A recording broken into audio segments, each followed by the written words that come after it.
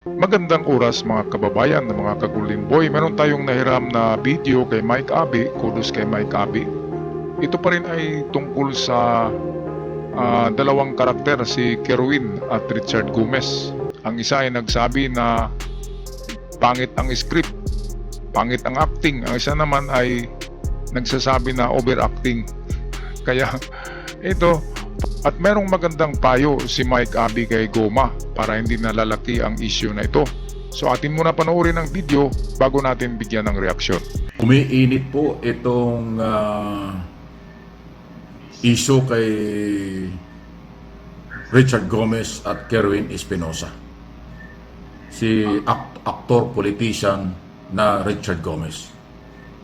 Okay, ito po ay kaugnay nung nangyaring insidente na shooting kay Kerwin Espinosa na tumatakbong mayor ng Albuera, na ang pinaghihinalaan, person of interest, ay mga pulis, 7 pulis na naka-assign sa Ormoc City. Bakit nga ba nandun sa Albuera?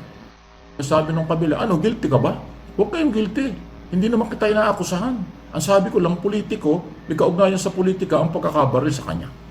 Pagkakabaril sa, pagkakabaril daw, yung shooting sa kanya, sabi ni Espinosa. Ano nga ba yun? So, hindi ko nga alam kung bakit gano'n. Kayo po, mga nanonood na kikinig, local nagiging national. Kasi congressman si Gomez, artista pa yan. Yung kanyang asawa ay mayor. Diba parang, bakit gano'n? Bakit sila nasasangkot sa ganyan? Actually, hindi naman sila sinasangkot. Bakit sila gano'n kumaka-react? Bakit sila nagre-react ng gano'n? Na para bang defensive ang dating. Okay, bakit nga ba nag-react? Yan ay, yan eh. Ang reaction na yan ay animal reaction yan. Animal defense mechanism ng isang hayop. Katulad ng manok, di ba? Kapag nagpuputak ng manok, yung inahin na manok, kapag nagpuputak yan, siyempre ang titilaok, yung lalaki, di ba? Yung rooster. Pero yung hen, yung inahin, kapag nagpuputak, nangingitlog. Kaya yun, kapag mayroong nagpuputak na manok, nangingitlog yun. Kumpara natin kay Richard, bakit naman kaagad siya nag-react? At sinabi pa niya na scripted at hindi maganda ang acting ni Kerwin. Bakit itutulad niya sa kanya na magaling siya na aktor, di ba? Si Kerwin, lang yan eh. Movies pa lang yan eh. Pang extra lang yan si Kerwin sa movies. Si Richard ay magaling na artista, kaya hindi talaga maganda ang acting ni Kerwin. Pero merong naging isang overacting, sabi ni kapatid na Mike Abi, ay overacting si Goma. OA, overacting. Kasi hindi pa nga siya nabanggit eh. Pero kapag isa sa 7 pulis ay kakanta, di ba, yung mga nahuli, siyempre one for all for one yan, ang motto ng mga pulis na yan.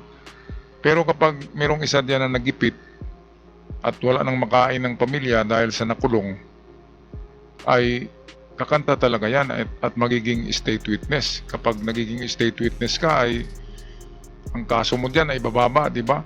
Kaya pwedeng merong isang maging state witness, at yan ang delikado kasi meron talagang ituturo yan na malaking tao.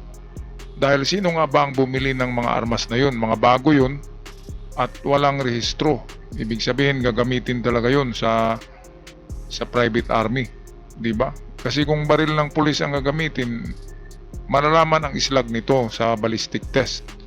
Makikita kung kaninong armas kapag nahanap ang slug. Pero kapag hindi rehistrado, binili lang. Kasi ang gaganda ng mga baril, di ba? Nakita nyo naman sa news. Magaganda, bago pa. Meron pang ang Uzi, ang mahal-mahal niyan eh. Kaya sino ba? Sino bang mayaman dyan sa Ormoc, sa Leyte, na pwedeng mayroong mga private army? Sino nga ba? Hindi natin alam. Okay, patuloy muna tayo kay Mike Abi. Meron ba kayong kasalanan? Guilty ba talaga kayo? Scripted, mahina sa acting? Aba, ano yun? Wala namang sinabi, wala namang findings ang pulis ng kahit ano kung ano ang tunay na motibo. Ongoing pa nga yung investigation eh.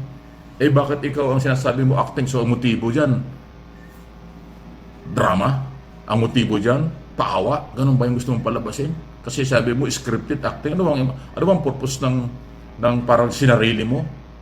Binaril mo yung sarili, parang ganon. Yan ang gusto mong palabasin doon sa Espinosa. Huwag naman ganon. Wala ang findings ang pulis na ganon eh. Ongoing nga po ang investigasyon. So, nagiging pasaway dito. Ingat po kayo ha. So, akin payo lang. Okay, so mamaya na yung payo. Atin muna bigyan ng reaction yung sinabi na Mike Abi na itong acting, di ba, yung pagkabaril ay hindi maganda daw, pangit ang acting. Lahat ng tao lahat ng kapulisan, ng investigador nagsasabi na binaril si Kerwin. Hindi yon scripted kasi tumagos sa likod ng sa balikat, sa likod, galing sa dibdib, bandang taas ang tama, kaya hindi natamaan ng vital organ. At nag-splinter yung bala, ibig sabihin gumamit ng hollow point na bala kasi madaling mag-split yun na bala. At tumama sa kapatid niya at sa isang bata. Kaya mayroong bang scripted na gano'n na uutusan mo yung bala na mag-split siya at mag-splinter at tatama sa dalawa, bali tatlo, mayroong bang gano'n? Paano magiging scripted yan? Itotoong bala ang gamit. Kapag scripted, guma lang na bala. Rubber bullet ang gamit kapag scripted. Kung si Richard kaya ang upo doon, di ba? At magpabaril siya sa kanyang scripted na sniper. Kung paano yan, hindi siya kikilos para siyang bato. Kasi kung kikilos-kilos ka, tatamaan ka talaga. Katulad nung kay Kerwin, marami ang nagsabi na, kung sniper, tatamaan talaga yun. Hindi ganun palagi kasi hindi target paper yan. Ang target paper na pinapraktisan ng sniper, bullseye palagi yan dahil hindi kumikilos ang papel. Si Kerwin, kumikilos naman yun habang nakaupo, di ba? May kilos yung. Kaya siguro, ng kalabitin ay nakasabay siya sa pagkilos at yun, nagmintis ng 2 inches lang ang puso, di ba? Kung bumaba ng 2 inches yung tama, puso na yun. Kaya hindi pwedeng scripted kasi napakasakit ng magpabaril ka ng totoong bala. Ang tagos niyan sa likod ay malaking sugat yan Kaya masakit. At mayroon pang mga natamaan. Kita naman natin sa upuan, ang daming dugo, di ba? Scripted ba yan? Grabe naman. Dito marami ang nag-react Dapat hindi nag-react si Richard ng ganun na scripted at pangit ang acting ni Kerwin. Kasi masyadong defensive Masyadong halata na tinamaan siya Bakit kung hindi ka guilty, kung tamaan ka, hindi ka magagalit ng ganyan? Alright? Okay, so balik tayo kay Mike Abi. Bilang isang mamamahayag at political vlogger, huwag ninyong painitin ang politika dyan sa Leyte.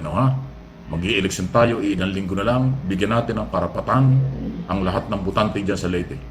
Kung sino ang gusto nilang maging mayor, congressman. Okay?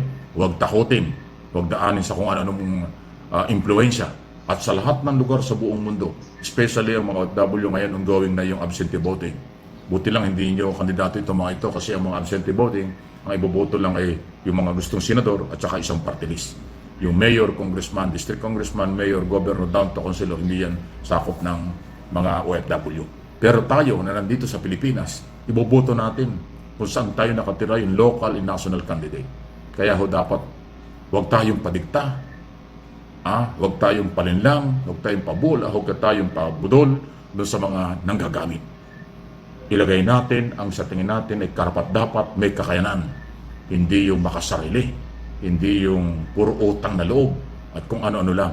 Kasi ito si Gomez parang Duterte ang dating nito Nakita niyo yung mga Talaga. Espinosa, di ba?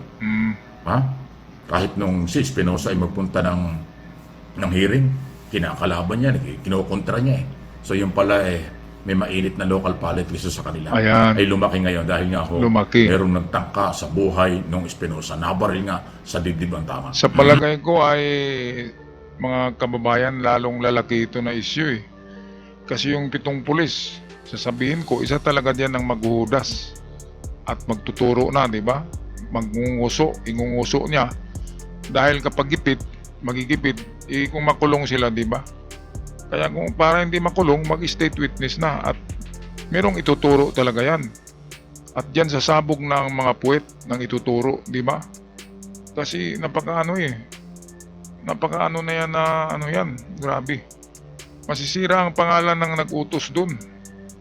Masisira at tapos ang kanyang career kung sino man siya, ay tapos ang kanyang political career dahil makikita ng mga tao na mayroon palang tinatagong kasamaan. 'Di ba? Kaya ito tama yung sabi ni Mike Abe na cool ka lang Richard kasi hindi naman binanggit yung pangalan.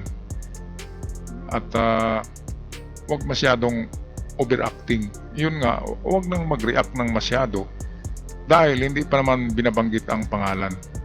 'Di ba? Kasi ang problema diyan ay malaking posisyon ang sabi ni ni Kerwin, malaking tao.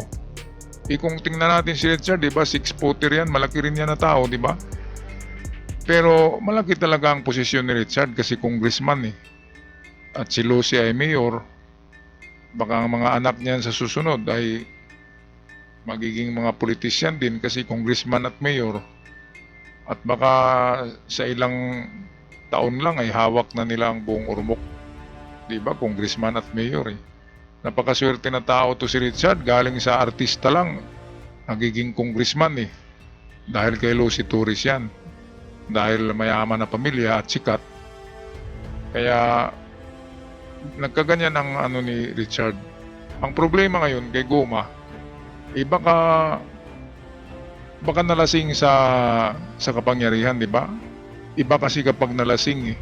Katulad kay Kibuloy, lasing sa kapangyarihan. Kay Digong, lasing sa kapangyarihan. Ang ending talaga ng mga lasing sa kapangyarihan ay kulungan. Marami naman tayong nakikitang ganyan, di ba? Mga kababayan. Okay, so eto, tapusin natin ng video courtesy ni Mike Abe. So, person of interest, police ng Ormoc. Bakit nangyayari yan? Kaya, again, Richard Gomez, ilang beses ko rin na-interview sa television ito nung araw eh. Relax ka lang.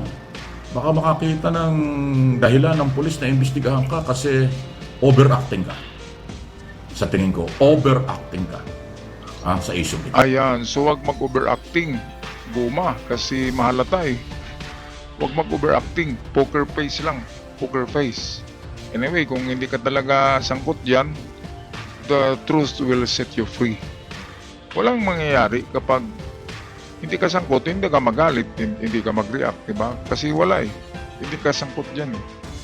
Okay, so paki-comment mga kababayan sa inyong nalalaman at inyong mga saloobin tungkol sa issue na ito at sa mga bago pa lamang sa aking channel.